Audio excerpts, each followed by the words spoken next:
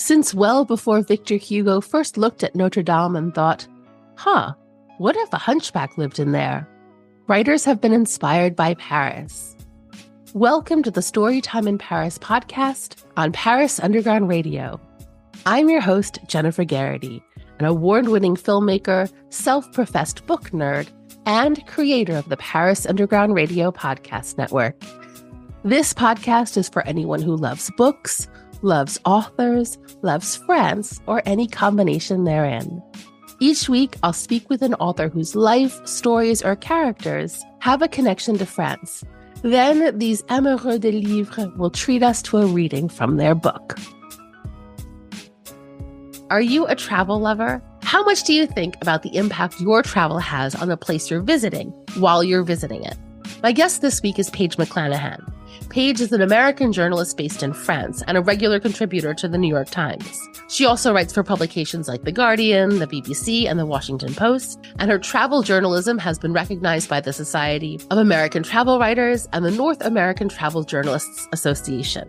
Paige can now add author to her list of accolades with the publication of The New Tourist, Waking Up to the Power and Perils of Travel, just last month. Brilliantly researched, The New Tourist is part travel book, part memoir, and explores the impact that travel has had on the world, how our relationship to it has evolved, and what we can do to move ourselves from the old way of touristing to the new one. Please allow me to introduce Paige McClanahan, author of The New Tourist.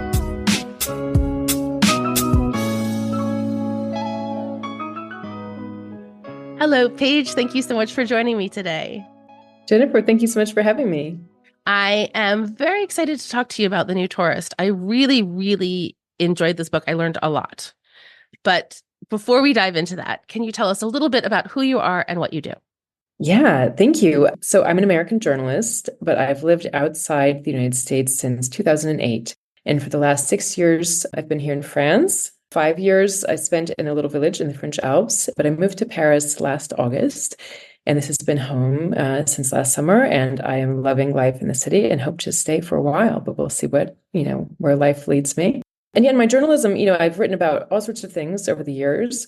I started off writing about economic and political topics, but was doing some travel writing on the side. But then really for the last 5 years or so, travel and tourism has been the focus of my journalism. And I kind of took the lens that I was using on the economic and political stuff and applied that to the world of travel and tourism. And I just found once I started to do that, there was so much to explore and, so much I wanted to share with readers. So that's really been my focus for the last little while. That's very interesting. Normally I ask people what their connection is to Paris or to France, but you've sort of already answered that.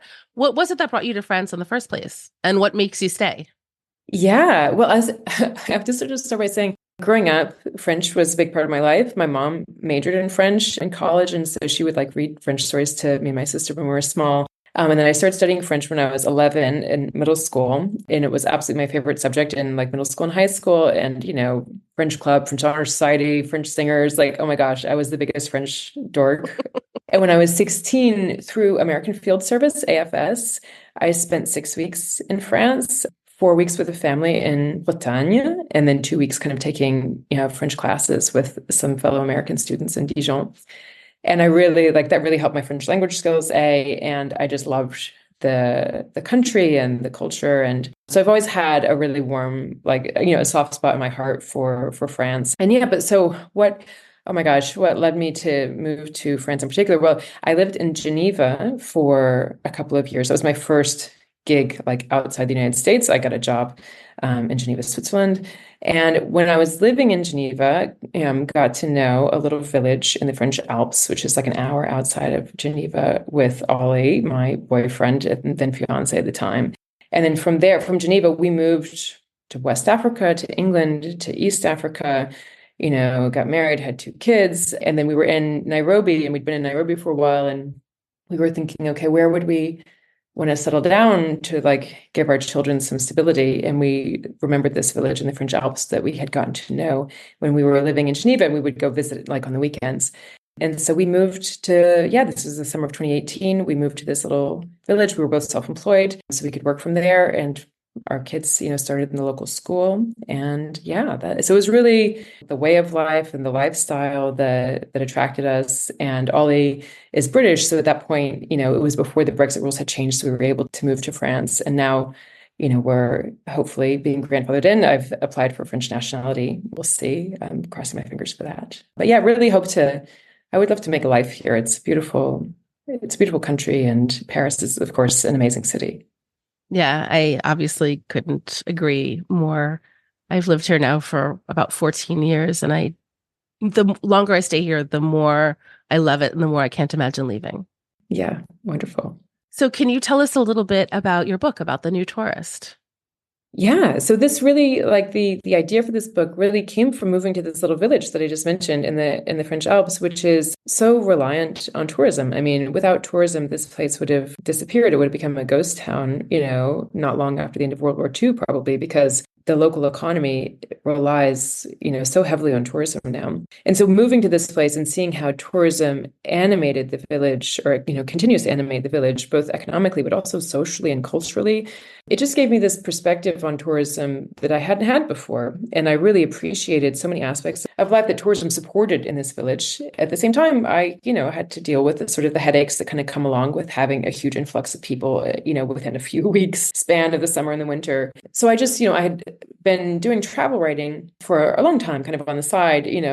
I thought, tourism isn't getting the sort of analysis or scrutiny or thoughtful coverage, thoughtful and it really reported in-depth coverage that it really merits, And so it was moving to the village and thinking about this. And then, of course, we had COVID, which made, I think, all of us rethink our approach to travel. It forced us to all rethink our approach to travel. And then I was reporting on this stuff for the New York Times, and I kept being frustrated by my word count limit and kind of bumping up against, there was so much more that I wanted to say than I could fit in a 1,600 or 1,700 word article for a newspaper. So, it was really kind of late 2020, early 2021 that I really started to actively work on developing the idea for this book. And I hope it's coming at a moment when people are really ready for these kinds of conversations. We're out traveling again, and so many people, I think, are reconsidering or just like ready to rethink how they go about making travel decisions. And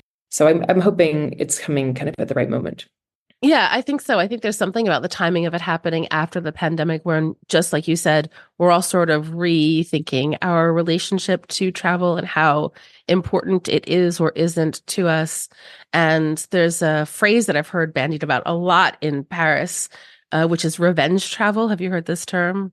Yes, I have heard that term. I mean, I'm curious in what context you've heard it, or how have you heard people using it? So I obviously know many, many people who work in the tourism industry living in a place like Paris. And revenge travel, as I understand it, is that it's the idea of anyone who was meant to go traveling during the pandemic and couldn't, and then anyone who had any major event that they would have traveled for during the pandemic and then couldn't.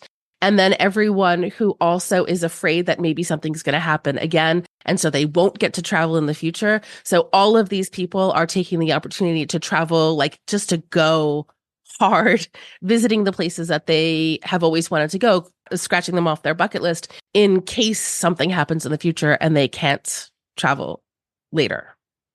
Yeah. No, that's a more thorough, like, definition of it than I had, but that sounds all like really very much in line with what I've seen as a reporter and what I've just seen in my life anecdotally. I mean, some friends, here in Paris are going to be traveling to Japan soon, and they're finally rescheduling a trip that they had to cancel in 2020, and now they're going and this kind of thing. So, I mean, and yeah, we're going to have 1.5 billion international tourist arrivals in 2024. This is the forecast, and that's breaking the record set in 2019.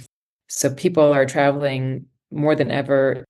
I think it's really an important moment to pause and consider just the import of that. I mean, I think, tourism, it's easy for us to think of tourism as an industry, which of course it is an industry. But I think, the economic component of tourism is just one slice of this vast phenomenon, the world's most important mover of human beings. Like, what else moves 1.5 billion people every year. Right? Yeah. It's our most important means of conversation across cultures, right? And it's the lens through which we understand other cultures. It's such a powerful force. And I think that, it's kind of incumbent upon all of us when we travel to recognize the social and, cultural force that tourism is, and not just the economic force. So very broad strokes, because obviously we want people to read your book, but what is a new tourist versus an old tourist? Yeah. So a new tourist is somebody who is kind of, awake to or sensitive to these aspects of tourism. On the spectrum of kind of old versus new, we have the old tourist who I think of as like a pure consumer, who's, somebody's there to, cross something off a list, to consume something for their own personal gain, and who also kind of remains closed in their heart and mind to any kind of real human connection or, human sort of engagement that they're going to have. They see themselves as superior to the people or place that they're visiting. It's there to serve their needs, right? And the new tourist is somebody who is traveling with an open heart and an open mind, and who is awake to and sensitive to the impacts that their presence is going to have on that place. Because, of course, we're always going to change the place that we visit. And it's incumbent upon us to make sure that we make choices that minimize any negative impact of our visit and maximize any positive impact of our visit. So the new tourist, it's a mindset, and it's a willingness to look at some hard truths, and so that's what I try to do in the book is, and I say in the introduction, it's like, listen, I've been an old tourist before, like, sure, like we've all been there, probably. Have I been something better than that? Yeah. Like, do I want to be something better than that? Absolutely. Do I do it all the time? No. I'm going to, over the course of this book, I'm going to do my best. Like, will you come along with me as I do my best? And maybe we can learn some, maybe we can have some fun together and learn some stuff together and try to grow as souls together while we do this. So that's kind of my proposition to the reader. And I hope that people who read the book, and by the end of it, they'll come away, at some level entertained and engaged and having sort of visited some places, but also with their minds open and with a new willingness to question themselves and to question sort of the things and the people and the places they encounter when they travel in a new way. And just to sort of to keep traveling, but with this more open and more questioning sort of mindset. Yeah, I think you do a beautiful job with that. I'm an easy audience for your book because I love to travel. I travel all the time and I have these questions in mind anyway. So having it all written out was really interesting. I learned so much from this book. And even, with all the information that I thought I had already, I was surprised a lot. I found myself highlighting a lot of this book, and I could see how useful and impactful a book like this would be for someone who travels far less, but has a desire to go somewhere and really learn from the places that they're going. Oh, fantastic. Well, I'm just like, wow, yay, she liked it. Yay. Like I really did. Well, yeah. And I mean, I think, I have a lot of close friends and family members who really like, they might travel occasionally, but it's really not their thing. Right. And I hope that this book might appeal to them in a way. And I'm thinking of, my sister would maybe sort of roll her eyes at me. She likes to travel, but she just doesn't travel as much in her life circumstances. She's just like her job and stuff. She doesn't travel that much, but she lives in a tourist destination. My sister has lived in Honolulu since 2003. And so many of us, whether we travel or not, tourism touches our lives in profound ways. Tourism has reached every corner of this planet, right? Like rural areas, like wilderness, landscape, urban areas, like there's very little of our earth where tourism has not reached. So we were all affected by this. So I hope the book might speak to people or give them something interesting to think about, even, whether they travel, 360 days a year or, they have the one trip they do every summer with their family or something. I hope the book will resonate with people sort of all along that spectrum. Curious about what's going on in Paris right now? Don't Miss This takes you beyond the typical and the obvious with a weekly roundup of the best of what's happening in Paris each week. Every Monday, you'll get 20 to 35 new Parisian events with descriptions, links, and all the details sent directly to your inbox. Never wonder what you're missing out on again. Sign up for Don't Miss This on Patreon at patreon.com/Paris Underground Radio. We'll be right back with Storytime in Paris after a word from our sponsors. And now, back to Storytime in Paris. Do you remember the first place that you ever traveled that you felt like changed you in some fundamental way? Oh, that's an excellent question. I mean, yeah, the thing that comes to mind, the place that comes to mind is, I mean, my first trip outside the United States when I was 11 years old. My grandfather, who was a professor at UNC in Chapel Hill, where I grew up in North Carolina, he was on sabbatical and he was in Madrid for a year. I think it was a full year teaching, at a university in Madrid. And so in June, so it would have been 1993, I think, I traveled with my parents and my sister to go visit my grandfather. And we traveled around Spain. This was my first time outside the United States. It was my dad's first time in Europe. He was like 40 years old. And that, like, oh my God, just profoundly changed so much of my understanding of what the world was. And the first time just hearing people around me speaking a language other than English was just like, what? I remember walking around. I remember being in the Prado Museum with my grandfather and being absolutely bored to tears, little 11-year-old Paige, but walking into a room and seeing a couple sitting on a bench making out in front of this painting and being like, oh. It was like my little 11-year-old brain was just blown wide open. That just taught me that, like, my experience of the world was just one experience of the world. And that was the very first time in my life I'd ever had that. And it was huge. It was such a, like, wow, my everyday is not everyone's everyday. And the world is enormous. And how many everydays are there out there? Like, holy Christ. I really remember having that impression as an 11-year-old that really left a huge impression on me. Yeah. Yeah, there's something that you learn when you're traveling that, we're all different and everyone has different experiences and different languages and different norms and different social niceties, whatever it is. We all have our different rules and regulations. We have our different perspectives, but we're all also exactly the same. And I think you learn that the more different we are, the things that are the same about us are the most important things about us. We all want to love and be loved. We all want to feel safe and secure. We all want to laugh. These are the things that we learn connect us. It's sort of a universal language that you learn when you travel. Exactly. And so many of us feel very disconnected from the people who are running our nations, right? Yes. So many of us. And I think that's, as an American, I mean, you've probably experienced this as an American who's lived outside my home country for most of my adult life. You encounter people who think every American completely supports their political leadership or whatever, and it's just like, wow. I mean, of course, many, many people don't think that automatically, but it's easy for us to project that onto, people of other nations too. And it's just like, yeah, every place has a huge diversity of viewpoints and inclinations. And yeah, it's when you go to a place and you meet someone and you open yourself to the possibility of having a real conversation with someone and seeing them as a fellow human being, not as some shell of a representation of that place, then that's when you give yourself the opportunity to really have a shift in perspective that could be profound or it could leave a really strong mark on you. Yeah, absolutely. And I think it teaches you empathy. You learn other people's experience, what shaped them, how maybe they hate you and your home country fundamentally because of something you didn't even realize that your home country had done. And maybe they're not wrong. There's a lot of that in there too. Totally, totally. And then, in a situation like that, like, what a beautiful opportunity you have as an individual to be an ambassador and to say, like, oh my gosh, I can totally empathize with that feeling that you have about my country, like, because I have that feeling too. It makes me profoundly uncomfortable.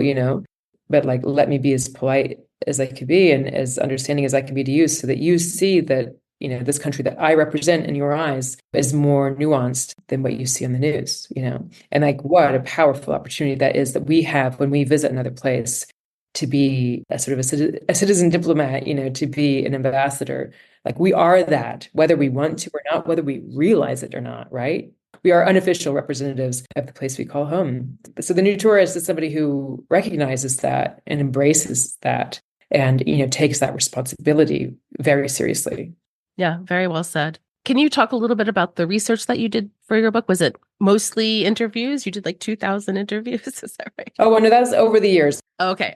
Not just for since my start in writing about travel and tourism. But no, for this book, oh my God, who knows? I mean, because, like, I go to a place And I'm just talking to everybody. I mean, on the ground, like in Amsterdam, for instance, like how many tourists did I interview? Like how many like guys behind the bar did I interview? How many like people sitting next to me in the bar did I interview? Like, just like I want to get that. It's my job as a journalist, whether I'm like writing a story for the New York Times just for my desk, or, ideally like I'm out, I'm in a place, I'm meeting people.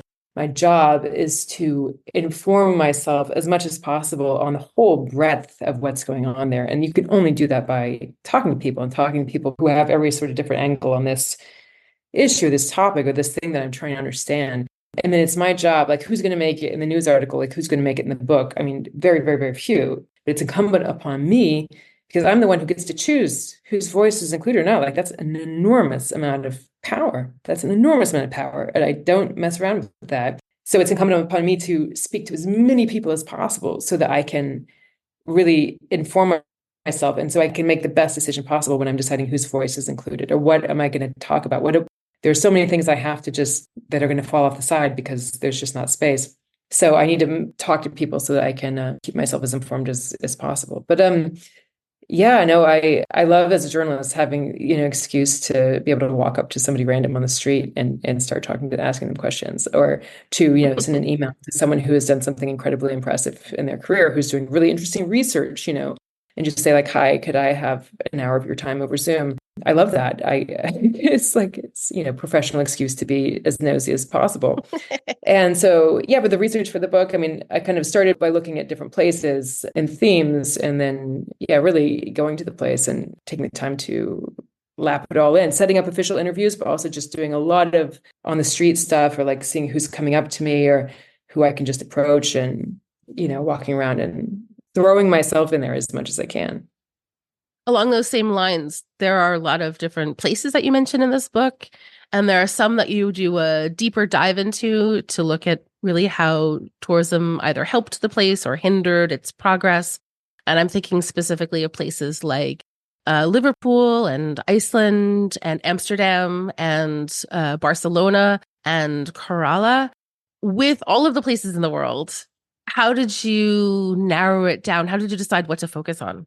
Oh my gosh, that's a great question. And it was like, I have to say, like the different iterations of the outline for this book that I made before. Well, the book was like very much a work in progress the whole time I was writing it and reporting it. And like at some point there, I was considering like 50 different places, I was like, well, not all at once, but like there were places like, okay, that was on the list for a while, then it got off. And then like those two places were on for a while and they got off. In general, I would say like between, and I made these decisions with my book editor, right?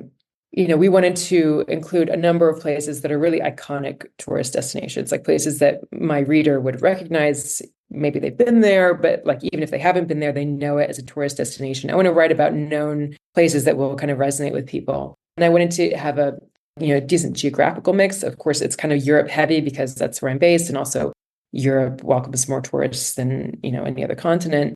And then there were just a few places that I knew personally that I really wanted to write about at some length. And Hawaii was one of those right from the beginning because, yeah, my sister has lived there for so long and I've been there a bunch of times over the years.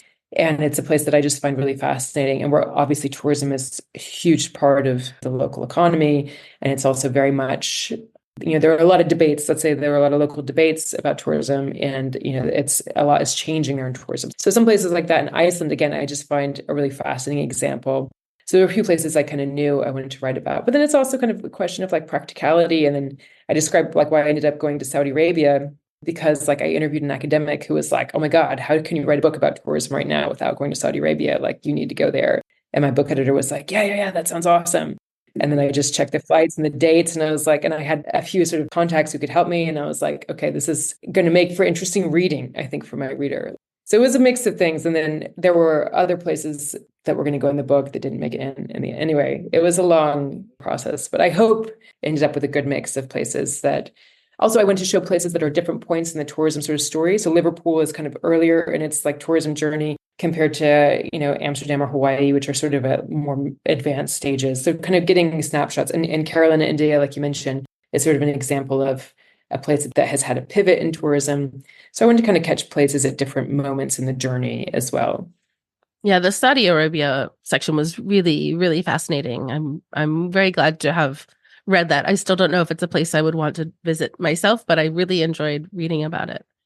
Was there a particular piece of research that really surprised you when you happened upon it?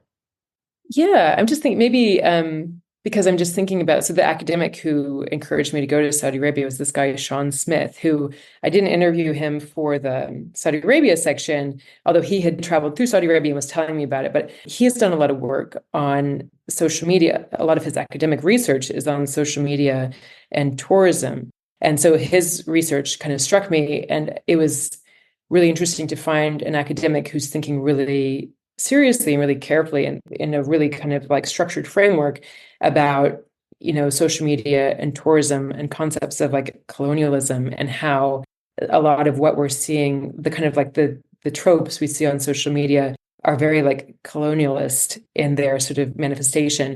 And when reading his papers, there was one paper in particular, but in reading his research on this, I was just really like, I recognized myself in what he was. And that was really what prompted in chapter 2, where I kind of pick apart like an Instagram reel that I made. It was in reading his research. And I was like, I had already been to Cambodia and I had already made that reel and posted it like a few months before. And then I read this paper and I was like, oh, oh.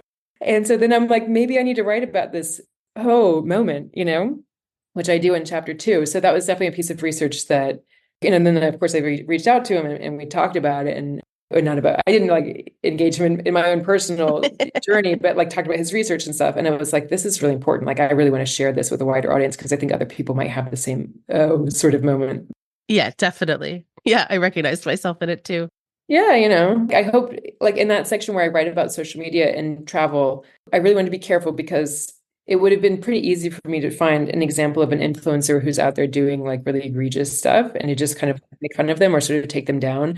Then I was like, what effect is that going to have on my reader? That's just going to make the reader sit there kind of next to me figuratively, and kind of we're going to wag our fingers together at that person, and we're not going to like look at ourselves. So I was like, let me offer myself up here. Let me like tease myself a little bit and show my reader what I hope they might do, is to engage in a little bit of self-reflection. And if I, can show them, it doesn't take that much courage to be able to do that, even in front of my book audience, like whatever, you can do that too. Like we can all do that. Like, let's all do that together and join me in being a little bit vulnerable. And that's, we can all sort of grow from there.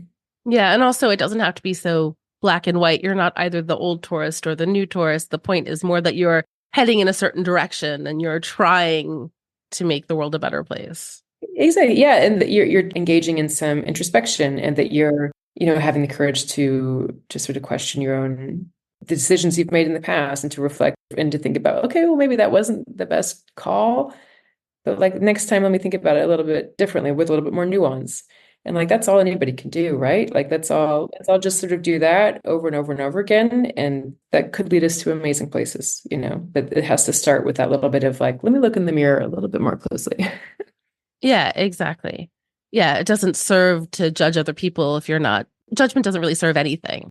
You have to sort of be questioning and asking these questions and seeing where you fit into the spectrum. And yeah, I agree completely. I think that's a really like wonderful way to think about it. Does French culture sometimes leave you scratching your head? Well, you might enjoy listening to our sister podcast, Navigating the French, hosted by journalist Emily Monaco. Each episode focuses on a different word in the French language, and Emily is joined by an expert who will help explore what that word says about French culture. Listen now to Navigating the French on ParisUndergroundRadio.com or wherever you listen to podcasts. We'll be right back with Storytime in Paris after a word from our sponsors. And now, back to Storytime in Paris. I'm sure you're asked a lot for advice on how we can become new tourists, but I feel like that's a good part of what the book is about. So I'm just going to leave that and tell people to read the book. But I do have a related question, which is this. So living here in Paris, which is one of, if not the most touristed city in the world, as I mentioned before, I know a lot of people in the tourism industry, a lot of people who are constantly in contact with people who are coming here, experiencing this place for the first time. For many of these people, this is the first place outside of their home country that they've ever been to. So what advice might you have for one of these people, for one of these tour guides, one of these ambassadors who's faced with the old sort of tourist? What advice do you have for them to maybe nudge those clients towards becoming new tourists? Oh, interesting. Wow. I've never had that question from the perspective of like, how can a tour guide or how can I encourage this among the people who they're serving? That's a great question. Because I think really, those people are kind of on the front lines of this, as it were. I mean, I think, when to the extent that they can help the people they're working with really see this, really understand in a deep and kind of fundamental way that they're visiting somebody else's home. And that might mean like, let's say, I were a Parisian tour guide and I was actually like, Parisian, can you invite people to your home for lunch and maybe like invite a couple of your neighbors over or something like that, and just like engage people. I mean, I guess you'd have to have everybody speak English, but like, can you really like make people realize and sort of like, oh gosh, yeah, okay, I'm in somebody's house now. And so it's not just like, you're not just here for the Instagram shots. You're not just here to tick the box. Okay, did the Louvre, did the Musée d'Orsay? That's a pet peeve of mine when people say like, oh yeah, I did that. I did that. I did. And it's like, no, I visited that. I saw that, like I experienced that. Anyway, that's just a random little wording pet peeve of mine, but help people really understand that they're in somebody's home. Yeah. So that's one thing. And also introduce them to voices and in narratives, like historical narratives or current cultural and political narratives that probably are going to surprise them. If you're a tour guide here in Paris, like, talk to your visitors about the racial dynamics, the dynamics around immigration in the city. Talk to them about, racial profiling and current debates on race and immigration. I mean, I think that's a huge, as somebody who's living here now in a neighborhood that's hugely diverse, I'm in the 19th, I feel like the Paris that I experience has very little to do with the Paris that like most Americans, for instance, would see on social media. So as a tour guide, you have the chance to share a perspective on the city that's much more nuanced and has a lot more depth than what people are probably expecting. That's a great answer. I think now might be a really nice time to hear something from the book.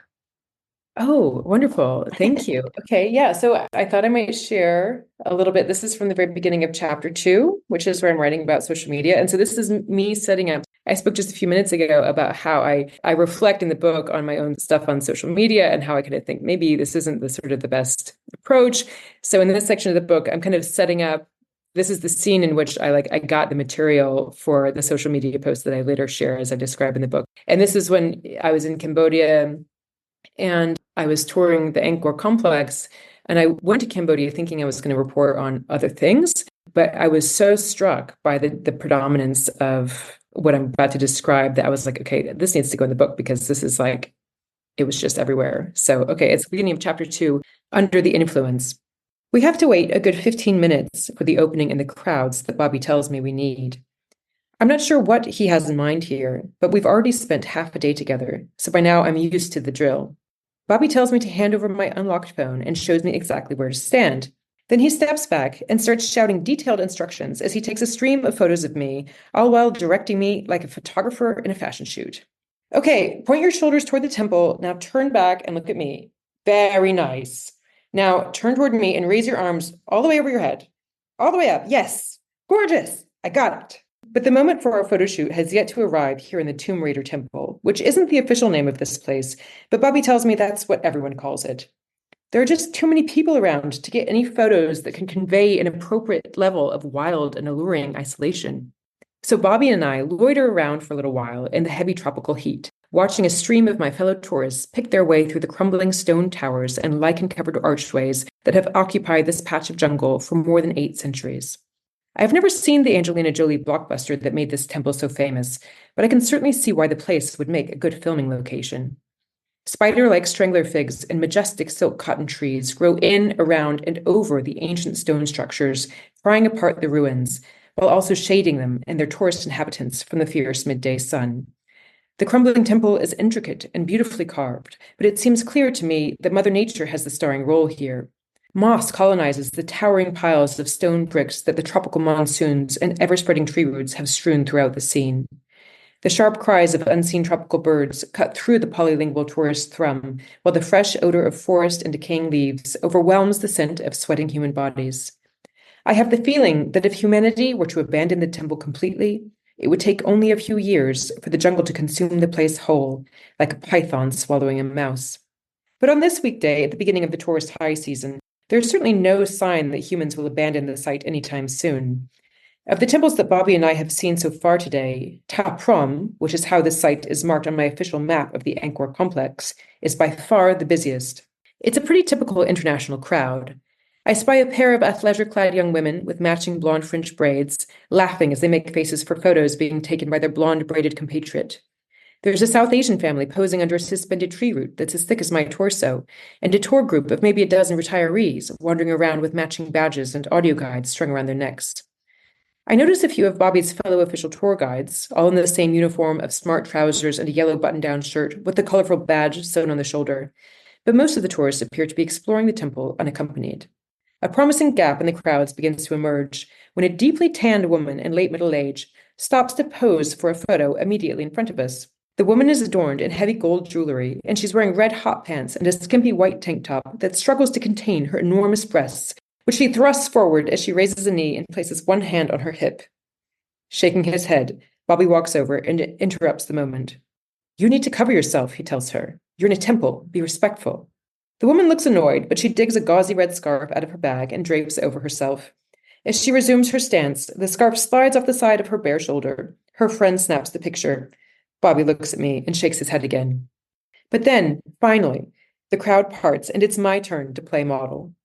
Bobby hurries to give me my instructions. I'm supposed to stand on point X while I gaze up at the jungly canopy behind me.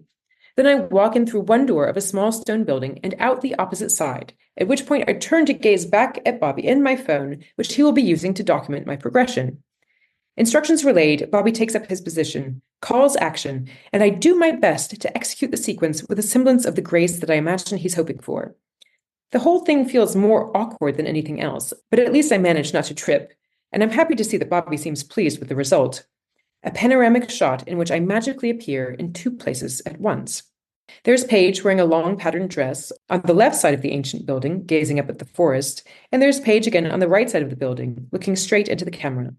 No other human appears in the scene. The image makes me look like some kind of ethereal explorer, or maybe a temple witch who's inspecting her lair. "You see what I did?" Bobby asks, grinning. "I do. I'm fascinated. I'm also a little creeped out." Several hours earlier, when I hired Bobby as my tour guide for the day, I wasn't expecting to get a personal photographer as part of the deal, but as you can see, that's kind of how things worked out. By the end of the day, I had photos of myself on the top of a staircase, under archways, with the sun rising behind me, and even with my arms raised to the sky in the middle of a two-lane road. Bobby snapped that one very quickly between passing tuk-tuks. But I don't mean to imply that Bobby's focus on photography got in the way of his guiding. On that front, he was excellent. Bobby was full of information about the ancient and modern history of the temples, the religious symbolism of the various sculptures and engravings, and the structural integrity of the temples and the many physical pressures they face.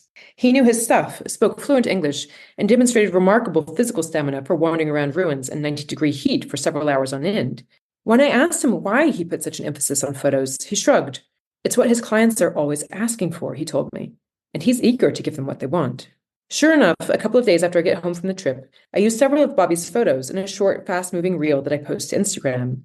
Layered over a dreamy tune that I find in the app under suggested audio, I stitched together a classic shot of Angkor Wat at sunrise, with all the other tourists cropped out, a snippet from a video I took riding through the jungle on the back of Bobby's motorbike, a photo of me appearing to kiss the mouth of a temple deity, and a shot of me seated between two fat stone pillars, the triple towers of Angkor Wat rising in the background.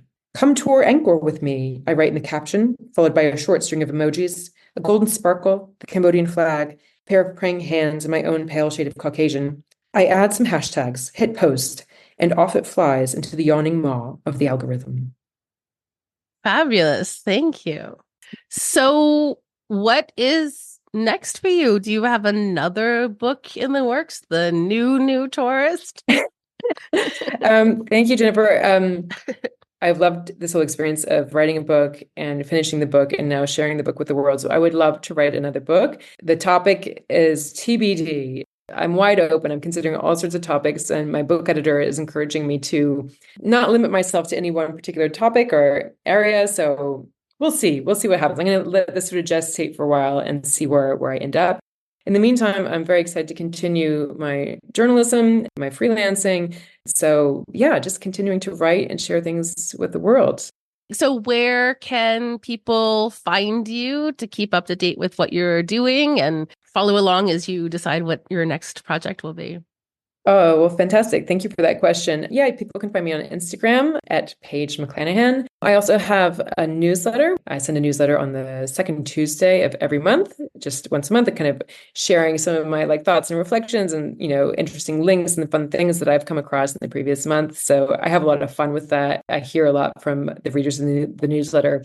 So that's a lot of fun. So to sign up for the newsletter, go to pagemcclanahan.com/newsletter, or just Google my name, go to my website and you'll see it. So yeah, the newsletter and my Instagram would probably be the two best ways to follow along. Perfect. Well, I will include links to both those places so people can find you very easily. Thank you so much, Paige. This was such a wonderful conversation. I really feel like I could just keep speaking to you for hours and hours and hours. This has been a lot of fun. Well, thank you so much for having me as a guest, and it's wonderful to connect with you. And I hope we might meet in person here in Paris sometime soon. I'd love to do that. I would too. Well, thank you so much. Yeah, thanks again, Jennifer. Thank you again to Paige McClanahan for such a fascinating conversation. You can find Paige on Instagram and LinkedIn at Paige McClanahan and on her website, pagemcclanahan.com. Please join me next week when I'll be speaking with best-selling author Jillian Harvey about her novel, The Riviera House Swap. Please check back to see if your questions have been answered and to hear a reading from her book. Thank you for listening to Storytime in Paris. I'm your host, Jennifer Garrity, and you can find me on all socials at Jennyphoria. That's JennyPhoria. If you like this podcast, please take a moment to rate and review it wherever you listen to podcasts. This is the fastest and easiest way to help the podcast grow, which will help me attract more great authors to bring to you. Please also spread the word to all the people you know who also love to read. Thank you again, and happy reading! This episode of Storytime in Paris was produced by Jennifer Garrity for Paris Underground Radio. For more on this show and shows like it, please visit parisundergroundradio.com.